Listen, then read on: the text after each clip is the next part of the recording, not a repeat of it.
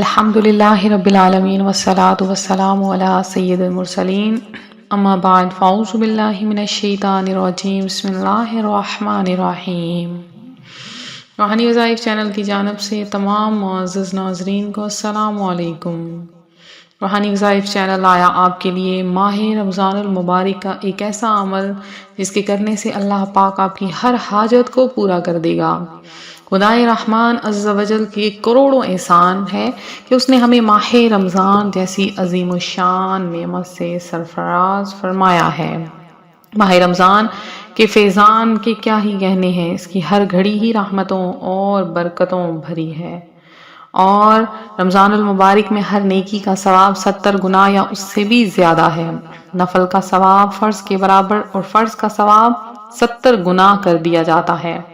عرش اٹھانے والے فرشتے روزہ داروں کی دعا پر آمین کہتے ہیں، اور فرمان مصطفیٰ صلی اللہ علیہ وآلہ وسلم ہے، رمضان کے روزہ دار کے لیے مچھلیاں افطار تک دعائیں مغفرت کرتی رہتی ہیں۔ اور اللہ کے محبوب دانائے غیوب منزہ عن العیوب صلی اللہ علیہ وآلہ وسلم کا فرمان ہے، روزہ عبادت کا دروازہ ہے۔ تو اللہ پاک نے ماہ رمضان المبارک میں قرآن پاک کو نازل فرمایا۔ پیارے آقا علیہ الصلوۃ والسلام کا فرمان ہے، جب ماہ رمضان کی پہلی رات آتی ہے تو آسمان کے دروازے کھول دیے جاتے ہیں اور آخری رات تک بند نہیں ہوتے۔ جو کوئی بندہ اس ماہ مبارک کی کسی بھی رات میں نماز پڑھتا ہے، اللہ تعالیٰ اس کے ہر سجدے کے عوض اس کے لیے 1500 نیکیاں لکھتا ہے، اس کے لیے جنت میں سرخ یاقوت کا گھر بناتا ہے۔ پس جو کوئی ماہ رمضان کا پہلا روزہ رکھتا ہے تو اس کی سابقہ گناہ معاف کر دیے جاتے ہیں، اور اس کے لیے صبح سے شام تک 70,000 فرشتے دعائیں مغفرت کرتے ہیں۔ رات اور دن میں جب بھی وہ سجدہ کرتا ہے، اس کے ہر سجدے کے بدلے اسے جنت میں ایک ایسا درخت عطا کیا جاتا ہے کہ اس کے سائے میں گھوڑے سوار 500 برس تک چلتا رہے، لیکن اس کی وہ نیکیاں کبھی بھی ختم نہیں ہوں گی۔ آپ کا فرمان ہے کہ میری امت کو ماہ رمضان میں 5 ایسی چیزیں عطا کی گئی جو مجھ سے پہلے کسی نبی کو نہ ملی۔ جب رمضان کی پہلی رات ہوتی ہے تو اللہ تعالیٰ اس کی طرف نظر رحمت فرماتا ہے، اور جس کی طرف اللہ نظر رحمت فرمائے اسے کبھی عذاب نہ دے گا۔ شام کے وقت اس کے منہ کی بو جو بھوک کی وجہ سے ہوتی ہے، اللہ تعالیٰ کے نزدیک مشک کی خوشبو سے بھی بہتر ہے۔ فرشتے ہر رات اور دن اس کے لیے مغفرت کی دعائیں کرتے ہیں۔ اللہ تعالیٰ جنت کو حکم فرماتا ہے، میرے بندوں کے لیے مزین یعنی آراستہ ہو جا، ان قریب وہ دنیا کی مشقت سے میرے گھر اور کرم میں راحت پائیں گے۔ جب ماہ رمضان کی آخری رات آتی ہے، اللہ تعالیٰ سب کی مغفرت فرما دیتا ہے۔ قوم میں سے ایک شخص نے کھڑے ہو کر عرض کی، یا رسول اللہ، کیا وہ لیلۃ القدر ہے؟ ارشاد فرمایا، نہیں۔ کیا تم نہیں دیکھتے کہ مزدور جب اپنے کاموں سے فارغ ہو جاتا ہے تو انہیں اجرت دیتا ہے؟ لہٰذا ماہ رمضان المبارک کا یہ مہینہ صبر کا مہینہ ہے، اور صبر کا ثواب جنت ہے۔ اس مہینے میں کسی نے اس مہینے میں فرض ادا کیا، اور اس میں جس نے فرض ادا کیا تو ایسا ہے جیسے اور دنوں میں اس نے 70 فرض ادا کیے۔ اس مہینے میں مومن کا رزق بڑھا دیا جاتا ہے۔ جو اس میں روزہ دار کو افطار کرائے اس کے گناہوں کے لیے مغفرت ہے، اور اس کی گردن آگ سے آزاد کرا دی جائے گی، اور اس افطار کرانے والے کو ویسا ہی ثواب ملے گا جیسا روزہ رکھنے والے کو ملے گا، بغیر اس کے کہ اس کے اجر میں کچھ کمی نہ ہوگی۔ ہم نے عرض کی، یا رسول اللہ صلی اللہ علیہ وسلم، ہم میں سے ہر شخص وہ چیز نہیں پاتا جس سے روزہ افطار کروائے۔ آپ صلی اللہ علیہ وآلہ وسلم نے فرمایا، اللہ تعالیٰ یہ ثواب اس شخص کو دے گا جو ایک گھونٹ دودھ یا ایک کھجور یا ایک گھونٹ پانی سے روزہ افطار کروائے، اور جس نے روزہ دار کو پیٹ بھر کر کھلایا اس کو اللہ تعالیٰ میرے حوض سے پلائے گا کہ کبھی پیاسا نہ ہوگا یہاں تک کہ جنت میں داخل ہو جائے گا۔ یہ وہ مہینہ ہے کہ اس کا اول یعنی ابتدائی 10 دن رحمت، درمیانی مغفرت اور آخری جہنم سے آزادی ہیں، اور جو اپنے غلام پر اس مہینے میں تخفیف یعنی کام کم لے گا، اللہ تعالیٰ اسے بخش دے گا اور جہنم سے آزاد فرما دے گا۔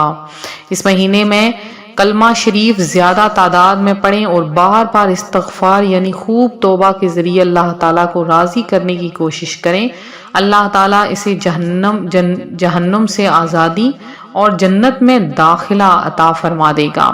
ماہ رمضان المبارک کی ہر گھڑی ہی رحمتوں اور برکتوں والی ہے کہ رمضان ایک بھٹی ہے کہ جیسے کہ بھٹی گندے لوہے کو صاف اور صاف لوہے کو مشین کا پرزہ بنا کر قیمتی کر دیتی ہے اور سونے کو زیور بنا کر استعمال کے لائق لاتی ہے، ایسے ہی ماہ رمضان گناہگاروں کو پاک کرتا ہے اور نیک لوگوں کے درجے بڑھا دیتا ہے۔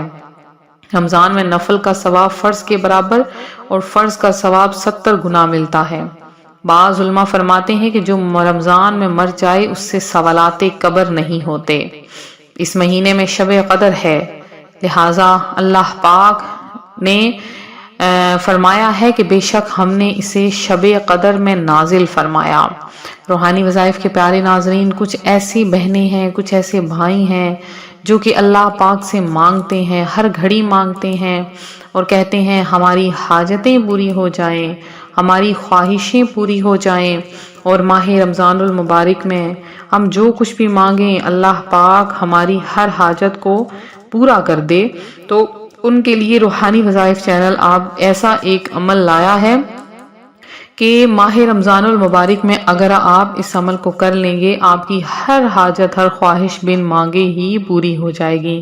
بہت سے ایسے بہن بھائی ہیں جنہوں نے یہ عمل کیا ہے، اللہ پاک نے ان کی بہت سی جائز خواہشات کو پورا کیا ہے۔ آسان سا وظیفہ ہے، آسان سا عمل ہے، اگر آپ اس عمل کو کر لیں گے تو آپ کی کوئی بھی ایسی خواہش ہے جو پوری نہ ہوئی ہو، ایسا کبھی نہیں ہوگا، اللہ پاک آپ کی ہر حاجت کو پورا کر دے گا۔